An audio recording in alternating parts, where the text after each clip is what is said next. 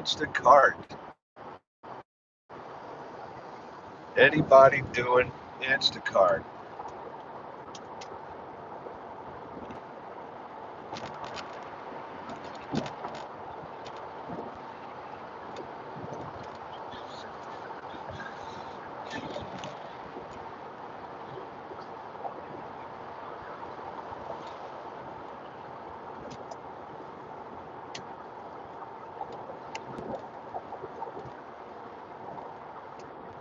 Anybody doing Instacart? You know what I notice about Instacart now that I'm on my 6th year? And no, I just started. I'm just going up. I'm going up to charge my car. Um, I saw one good one this morning though. It was okay. It wasn't great. Uh, but I don't jump at stuff just to jump at it. One thing I noticed about Instacart with uh, like, I don't know if anybody else notices this, but you see a bunch of shoppers, and then you're shopping. You see them every day. You see the same shoppers. Then you see less and less of them, and then there's only a couple left. Then pretty soon, you just see some new shoppers, and they never last. And then like some of the old ones will pop back in once in a while, but a lot of them just disappear forever. They're gone. And they were the same shoppers that were making money with you.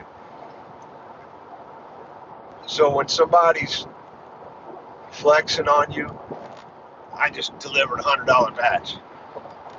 Or every time you see them, they got to tell you what they did, what they're doing, or what they did. Don't ever let that kind of stuff bother you, because a liar will steal your money and lie, but they'll also lie about who they are because they're jealous. They're jealous. That's why they do it. There's a couple guys I know, every time I see them, I say, hey man, how you doing? 115 right here. I'm like, okay. Like, the thing about waiting and doing batches, people are going to flex in all aspects of life, but it's such a behavior that is so crystal clear about what you are. You're just a jealous little person who needs somebody to tell them how great they are. Pick up a guitar or something. Go play in front of a crowd. They'll tell you that. I won't, but because this is just flexing. Don't worry about those people, because after a while, they're the ones that are gone. The ones that you used to see every day, they're gone. And they're the same ones that are telling everybody that Instacart sucks and that, okay, that's great. It sucks for you. Fantastic. Thank you. Because those are the people that if you just let them go, say, oh man, that's great. Like, they'll flex on you and you'll be like, oh man, that's fantastic. That's great. And just move on. Enjoy your life. Do your thing. Because eventually they go away. They quit. And all that flex didn't do them any good. I never tell people what I get. If I get to know you and you're another shopper in the area that I shop, I'm cool, man. We can be friends. I'll help you if I'm waiting for a batch. I'll help you find what you're looking for. I'll go get it. I don't care. But as soon as you start flexing on me, it shows me where you're at. It shows me that you're just trying to prove something, because the man in the mirror ain't getting the acceptance he should. So understand that about human behavior, because I have some friends that do it. And they're like, man, dudes are always trying to flex. Like, yeah, that's the behavior of a jealous person. So, and I'm nothing to be jealous over. I'm nothing. I'm just an Instacarter like you. I'm just a guy working a job. I just happen to be using the strategy of hourly wage rather than trying to wait for big batches. Because all the people that wait for big batches, most of them are gone. The ones that I knew, I don't see them anymore. The ones that always used to say, I only take big batches, only the big ones. I'm like, oh, okay. I only take hourly wage. I'm not going under $30 an hour. So your $80 batch that you were forced to refund items and it took you an hour and a half, 2 hours. Okay, you made your $40 an hour is the way I look at that. But sometimes a $50 batch can take you 2 hours because of things out of stock you're trying to replace to not lower your money, or delivery problems, sometimes getting in gates. you know People don't understand, man. Hourly wage is everything, but uh, you do what you want. Do what you want. Use your own strategy. If your strategy is to wait for 3 or 4 bangers a day, I hope you do it. I hope you can get it, because I want everybody to make money. I really do.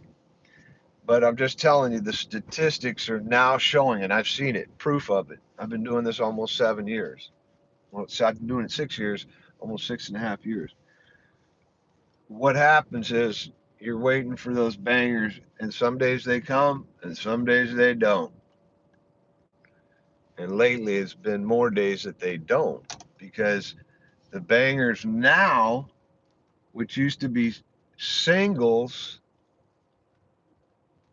are not singles. They're big triples or they're big doubles or stuff. And you don't know,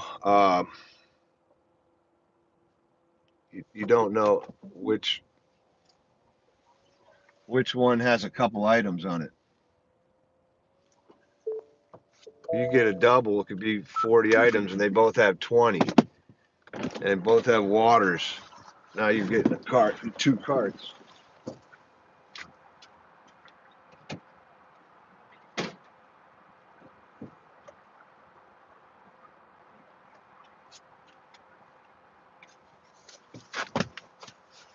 But hey, don't listen to me. Shit, what am I on? What's my number here? Oh shit, I'm on 1A, huh?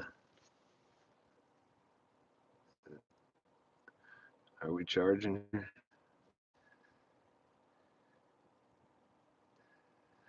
So, use your strategy, man. Use your strategy. Go for hourly wage. Go for hourly wage. It's the best way to do it. I mean, that's what they tell you to do in the beginning. Hourly wage, baby. Range across a few of them. Any orders yet today? Range across a few. I'm not sure what you mean there. Hey. So, yeah, just use a strategy, folks. A strategy is not sitting in one place for 2 hours waiting for $100 batch. I mean, I guess that's a strategy. Anything can be a strategy, but I don't see that as a job.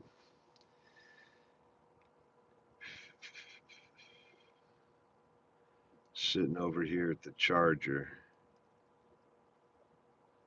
waiting.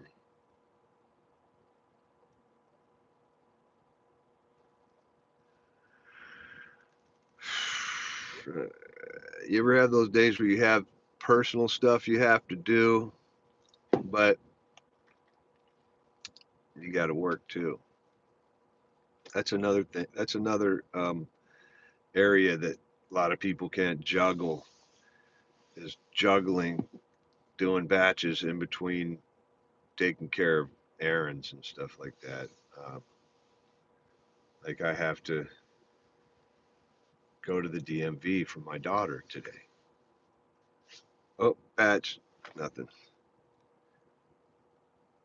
I have to go to the DMV, so I have to take care of that. I have to go to Guitar Center. I got to take care of that.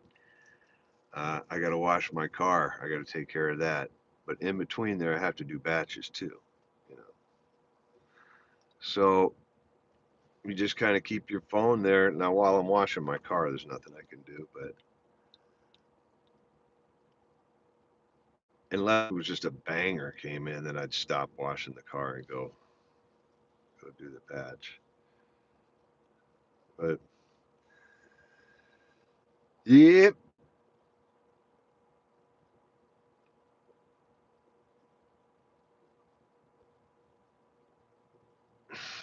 Last week was 5 days a week. 5 days. I took 2 days off.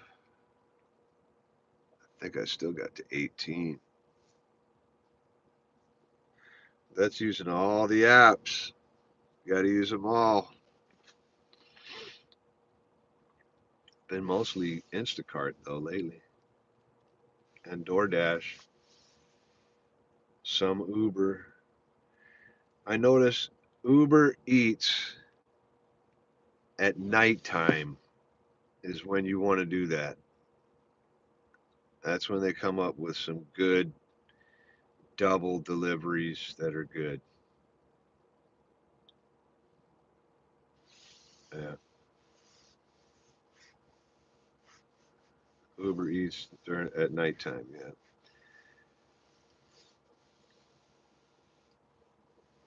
And shipped. I better put myself. So I'm going to put myself on the schedule for these apps, but I'm going to wait a minute. Yeah. You guys have a strategy? What's your strategy? Hourly wage, big batches, drive around, sit in one place. What is your strategy?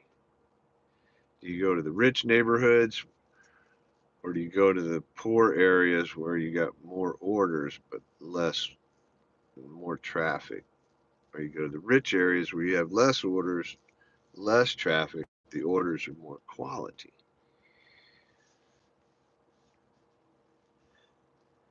I don't even know why anybody would do food delivery in the city unless you're young and you just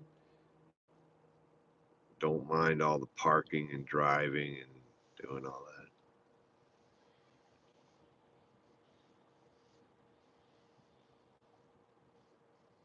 I think if I was on a bike, if I was young in New York, delivering food on a bike, I think those guys make pretty good money. And it's pretty fun. You just have to, you spend the money on one of those bikes that just little kind of motorized or an e-bike or something. I would do that.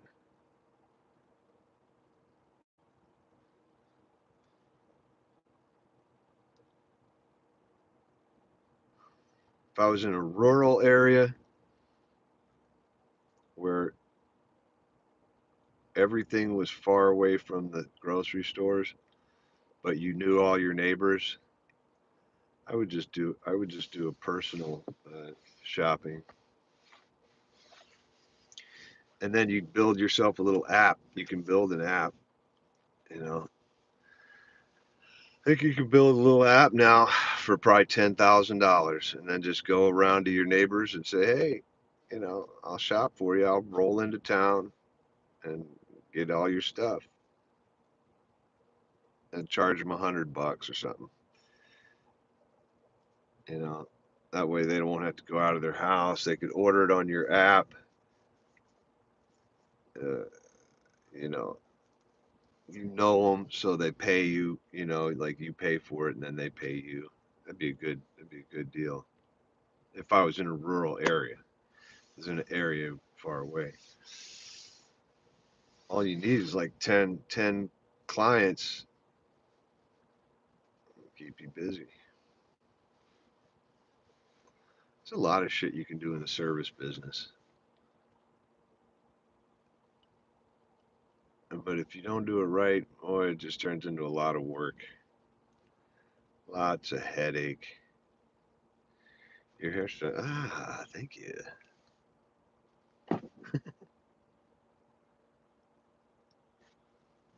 Yeah.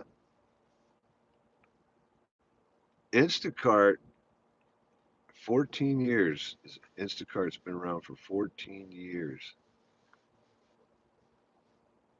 Without the pandemic, I probably wouldn't even have known about it. I definitely wouldn't have known about it had it not been for the pandemic. The phony virus. Whatever happened to the phony virus? It went back to its old name now, I think. The flu. You got the flu? Yeah, I got the flu, man. These people, I got COVID. I'm like, COVID? What are you, a scientist? Fuck you talking about? You got the flu. All your symptoms are what we used to call back in the day the flu. Oh, COVID. It's probably an acronym too. It probably stands for some stupid shit. Oh man. Government loves to use words to try to influence you to think a certain way. Funny. That's all right. Please say my name. I am from India.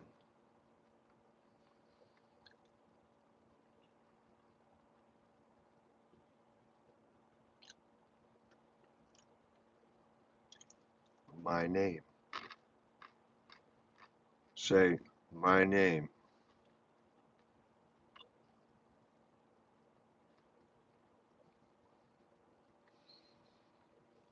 Maybe Instacart. Instacart's always making little changes in the app, and they're really cool. They're cool changes, but I'll tell you what I don't like about DoorDash Shop and Pay. All the freaking pictures they make you take. Can't find something, it's out of stock. I'll take a picture of the shelf to send to the person. Well, what is that going to do? I'm here. I just told you it's out of stock. Does the person going to think I'm lying? That's what cracks me up. The app, whoever codes the app, like, no, you got to prove it to the client. Man, I'm telling the client it's out of stock, man. I'm standing right here. I don't need to be shooting pictures of everything. You know, that's the thing. DoorDash has a problem with that. And then some of the stuff, it took them a while to kind of get it fixed so that you could do substitutions easier. But still, I have I have to take a shot of the empty shelf and go over and no substitutions, no options. Wait for it to take me back to the main list, and then when it says waiting for an answer, I click in and do add substitution. I don't know how to get to that add substitution quicker because DoorDash hasn't figured out what Instacart has figured out, which is just replace it. Replace it and let the app notify the customer, and customer's already signed a user agreement that says, hey, we're going to notify you if you don't respond. It's going to be a good replacement. DoorDash, they're in there still doing the old way where you replace it. They want you to send a picture of the replacement, do all this stuff, but then they give the customer the option after it's all over to say wrong item, and that goes against you. And it's like, no, I replaced it. You didn't say anything. Now you're going to claim wrong item.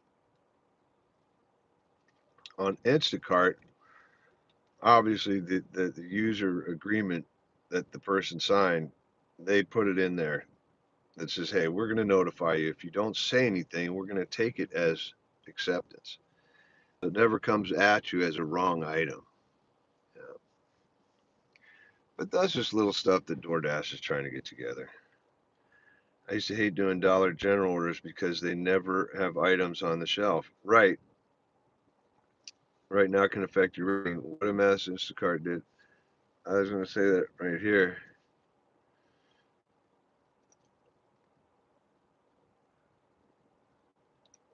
Yeah,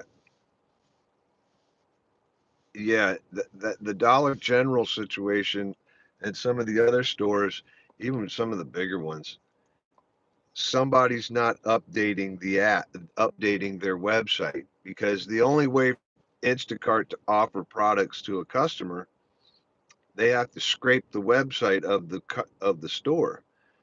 And when they scrape the website, it shows in stock, out of stock. If they're not updating the website, the customer goes through Instacart. Instacart scrapes the website, and it's showing in stock. The person's going to order it. And then here's comes me and you, Josh. We're walking the store because the customer thought it was in stock, but the store didn't get their shit together. And here we are going, ah, boy, here we go. Now you're looking for good replacements. And then it becomes a customer service thing where you're trying to give great customer service and get the person what they want, but it's going to take some time. And in a place like Dollar General, I wouldn't do it. Some other stores, I'll do it, but the other stores that I shop in, they keep their shit together. They update their website. They have management at these stores that understands Instacart. Instacart brings them a lot of business. That's why each store pays Instacart for every single batch based on the amount that goes through the register. That's the only way everybody can stay honest. It has to be percentage of something. You can't just say, hey, I'm going to give you this much per batch. It has to go on a percentage. That's why you don't want to refund anything. You want to replace it. But if they don't keep their shit together, would cancel whole orders over one item not available. I've canceled DoorDash orders that did that. I'm in there and it's like, I'm not going to sit here and grab 18 items and 10 of them I have to replace. No, I just throw it back. It's just not worth it. You know, after a while you get tired of cleaning up the incompetence of a couple store managers. I just stay away from their stores unless a big batch, the ratio is right, the hourly wage is fantastic. I know that if I have to refund on some things, if it goes down a little bit, it's going to still be a good batch. Those are the kind of things I take at those stores. But the other ones, I'm like, you guys play too many games. It's not that they're playing games. They just don't keep up with their updating their website. You know, you have to update the website in order for Instacart to know kind of what to offer the person. But they don't understand. And a lot of people that are managers they're so cocky. It's like sometimes you look at them and then some of them are used to be rude to Instacarters. It's like you're the manager. I work for a company that's bringing you business, and you're cocky about telling me an aisle because I can't find a little unique cheese or something like that. Some weird old French cheese that I can't find. I'm not asking about a box of Cheerios. I'm asking you about a specific item, specialty item, and you're cocky and you're going to be cocky with me. Huh, interesting. And you're in the customer service business. Okay, gotcha. Anyway, do you know where the cheese is, asshole? That's the kind of that's goes through my head. I'm thinking, wow, you're spitting on the very people that are bringing you business, trying to make your job easier. I'm trying to push product out of your store, and you're being cocky with me. Let me tell you something. Grocery business, it's not that intricate. If you can go from a bagger to the manager in 5 or 6 years, it ain't that intricate. It ain't that big of a deal. You do what you're supposed to do, and the company runs. But whatever. A lot of these guys have gotten cooler over the years because if you just act nice and smile, eventually they're cool. But some Instacarters push the issue. You know, I just kind of say, all right. In my head, I say, all right, this guy is resistant. I want to get out of here. I'll just sub the cheese if I can't find it. Um, Yeah, yeah, with cancel orders. Yeah, bump the DoorDash. Yeah, crap orders. I come through with some good ones once in a while. Um, don't trust people bring me my food. Trust issues. Are you talking about like bringing you your food from McDonald's or shopping for it? You know, if I was going to use Instacart and somebody shopping my order, for one thing, I would never use a food shopping thing to do produce. There's just no way. Um, but for like, stuff that you can't mess up, like box of spaghetti, box items, cereal, that kind of stuff. But even if I was had dairy or meat in there, I probably wouldn't use a shopping service because they don't look at expiration dates. I mean, I do, and because I know how important it is to my metrics, but um, yeah, unless you see the person shopping is 5 star, they've done a lot of batches, and you can communicate with them and just say in the chat, hey, can you just keep an eye on the freshness and make sure the bread it's got a good expiration. Just check everything. Don't bring me meat that's browning on the edges. Don't bring me bread that's 1 day away from expiration and it's not soft. Or, like use your head. You know. Yeah, I mean, chunky milk or green meat. If it's on the shelf that long, then yeah, the store's got a problem.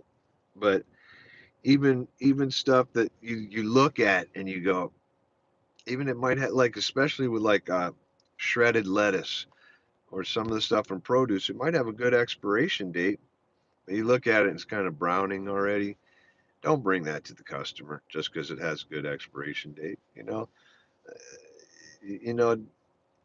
even if something's in stock but the quality's just garbage, just replace it. And if they don't want the replacement, say they have what you want, but the expiration, let them know. Let the person know. We're talking about customer service. Let them know. I look at expiration dates and I look at product. I don't just throw it in. This will all be known to them by just you having to say very few words. Just say, "Oh, the product's expiration date is okay, but the lettuce is browning, and I didn't want to bring that to you." They appreciate that. People appreciate that. That's how you get tips after delivery. It comes through. You don't realize it till after delivery. You don't know what it was for, but that's what it's for. It's when you say, "Hey, I would not feel." I've even taken a picture of some meat and said, "Look, I, I I can't bring this to you. This is not." And they'll say, "Oh man, I appreciate you doing that. Let's get this, or let's get this, or do this." A lot of times with meat, I'll go to the service counter. I don't even want that shit on the shelf. Cut me a fresh filet mignon right there, right? Because that's what the people, that's how you get your tips, man. You don't realize it, but all that little stuff gets you tips after delivery. Yeah, you look out. That's my customer, man. That's my customer. I don't care if they're a no tipper mixed in with a big tipper. I don't give a shit. If they're a no tipper got mixed in with a big tipper, they got lucky.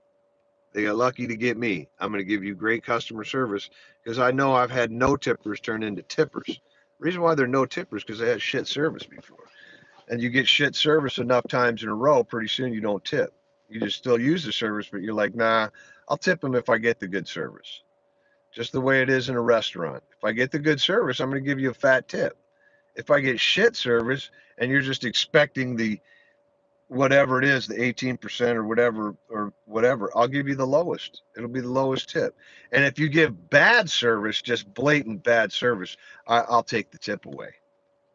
But that's never happened. That doesn't happen. I haven't seen that happen too much. But just that whole attitude of, sizing me up, looking at me, sizing me up. Just, I know when people do that, you size me up and you're like, I'm getting basic 15% anyway. It doesn't matter. Like at a restaurant, I be like, yep, that's all you're going to get. What a sad existence. you're willing to sell out customer service just so you can have an attitude just to get the lowest amount. That's why you always end up on the bottom. You always complain about not having enough money, and you're always unhappy because you'd rather be an unhappy person and just get the bare minimum. It's amazing. A lot of people are like that in restaurants and the service business. They don't give a shit. They don't see themselves moving up. It's like, okay, okay. Nobody's going to tell you. Nobody's going to tell you when you're a sour grape in life. They're just going to move away from you. But when you're happy, they're going to go towards you. You know, and you're going to be around other people that are happy with a good disposition in life. But if you're always a sour grape, oh, buddy, you're going to be in the sour grapes, and they're going to attract more sour grapes to you, and you're all going to convince each other that the world sucks and there's no money. And it's like, okay, all right, we're going to be all in the playground over there having fun. You guys stay over here in the sour grape section because we don't even want to be near you. We don't want any of that shit to splash up on us. You know. Yeah, you too, man. I hope you have a blessed day. Make lots of money. Everyone blends in after a while. Yeah, these customers. Once you get that good lead and you go for the hourly wage, they're paying out good hourly wage. Man, I'm gonna give them good service. That's just the way it is.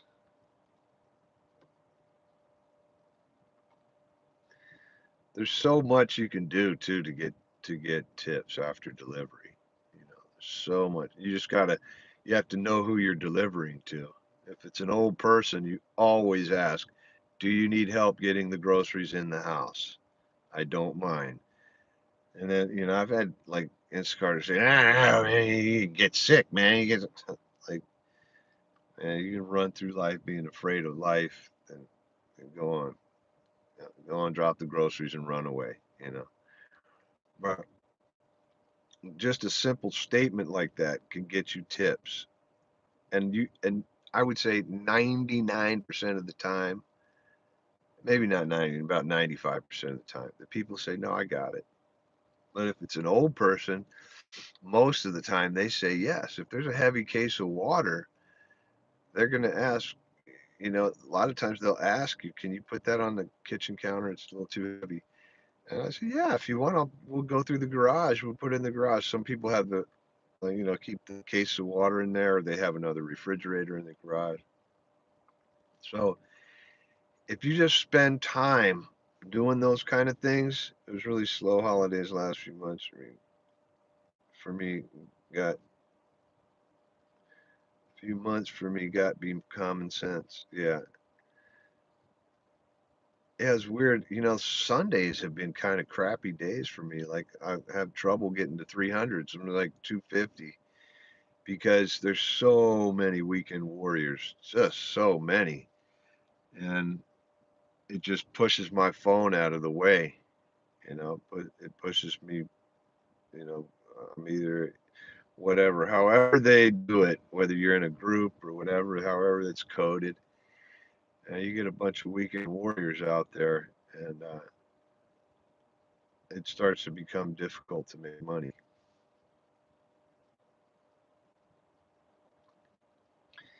But the holidays were good for me, you know. Like I said, hourly wage. It always seems like when Instacart's slow, DoorDash will kick in with a couple good batches. What's the most you made in a week by hustling those hours? The most I think I made in a week was like 2,400, but the average, I usually work 5 days a week. I try to work six, but five gets me at about 18. So get to 18. If I work that six, I'll get to 21 right in there. So I did a video on a couple weeks ago on my weekly. So yeah, 6 days a week get you to 21, and then like 5 days. This week is kind of slow because I have other stuff I have to do, life stuff, for my daughter. you know, some other things. So you gotta do life, man. Little batch dropping in there, but I'm not even gonna look at it. Yeah,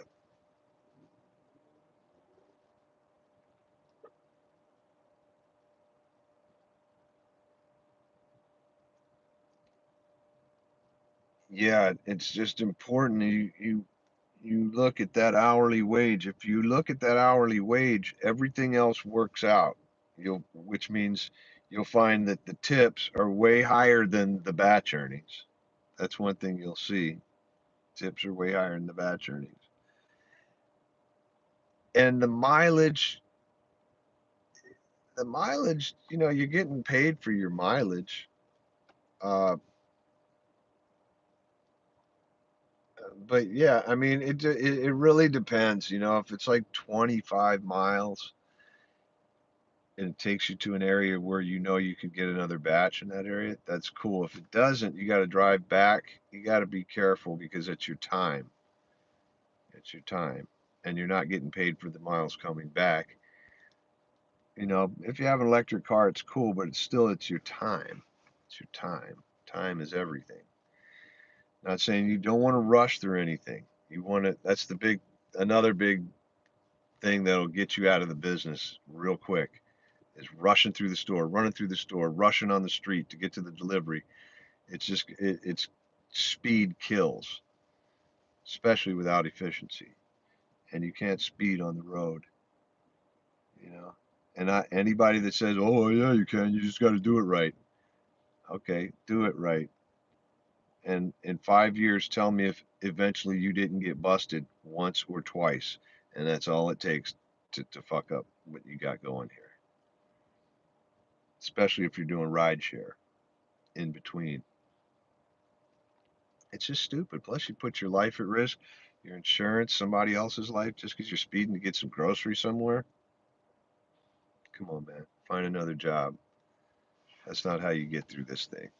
And running through the stores, you know, slamming into people and trying to find stuff and getting all frustrated and putting that time restraint on your mind, you're in the wrong business. Efficiency is where you want to be thinking, you know. I'm going to do this smoothly and efficient, and I'm not caring about the time. And you know what?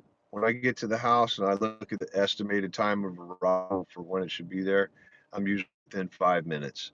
Sometimes it's over. I don't care. I don't care. Because Instacart only does that to keep the Prop 22 people from scamming the system. Believe it. There were a lot of people that got deactivated because they thought, oh, Prop 22, I'm going to get a minimum per hour. Yep. And when you milk that, they know what you're doing. And they know exactly what you're doing. And a lot of people got deactivated for that. So, what they want is for you to be honest and upfront and for you to give great customer service. That's what's going to make this thing grow. Even the early videos I did a couple years ago on this, I said it's a collective effort. If we all collectively do good, the company will grow. If Instacart initiated giving us all really nice shirts and made you wear the shirts, it would make the company grow more. But people aren't going to do it because they want to be independent contractors. But look, FedEx does it, UPS does it, Amazon does it. All these batches coming. All these other companies do it, and they're huge, right? Uber and Lyft tried to get everybody to put stickers in their windows and do all this and make it look all professional. But, it's hard to get people to do that. But if Instacart and DoorDash and the food deliveries initiated that, a dress code, it would I'll tell you what it would do. It would weed out a lot of the whiners. I'm not dressing up for stupid shit. I'm dressing up for stupid. Okay, bye. Because I don't care. I'm about making money. I'm about making the money and making my life easy, easier money, you know, and anything to get tips after delivery. I mean, it's so easy to like get to a house, drop the groceries, you see the person, you talk with them. Some people actually want to talk, you know. You swipe out of the batch, so you're now back on the grid, and you're back on the grid, but you're talking to them. So if anything bings in, you look down, grab it, and then you have an excuse. Say, "Well, I tell you, it's been nice. I could talk to you all day. You're so fun, but I got to get going. I got another job," and they understand. But you spent the time with them. And then later in the day, you'll go, "Whoa, somebody upped my tip." You go back in, and you'll see it was them. And you'll see it'll say you got a compliment for helpful chat. You got a compliment for item bagging. That's usually when they open up and they have a lot of produce and you bagged them all. Everything's bagged and tied, picked it right, looks good. They're gonna and the way it's bagged at checkout, all that. And it'll say you got a 5-star rating. You got compliment for good replacements. That's where your tips after delivery come. You know, I wish I could have the time to calculate all the tips made after delivery to the regular pay. I would imagine the percentage is probably 10% of what I make. You know, so if, like I said, if you're doing 18 a week, say 1750 a week on average, I think that's 90 grand a year. Probably nine of it is tips made after delivery. It's got to be because that happens every day. It's just so easy to do. You don't even need to do anything. You just be nice, especially with older folks. You know, you always go the extra mile, man, to make sure that they have it. Just like if I pick up an old lady and I'm doing ride share, I pick up an old lady. As soon as I get there, I roll down the window as I pull up, say, "Hey Gladys, how you doing?" I get out of the car and I come around and open the door for her. Because if they have a walker or anything, you don't want to sit there. I've seen people sit there and it's like, why are you sitting there? Get out of the car and help that person, man. What is you ignorant? Anyway, time to get to work.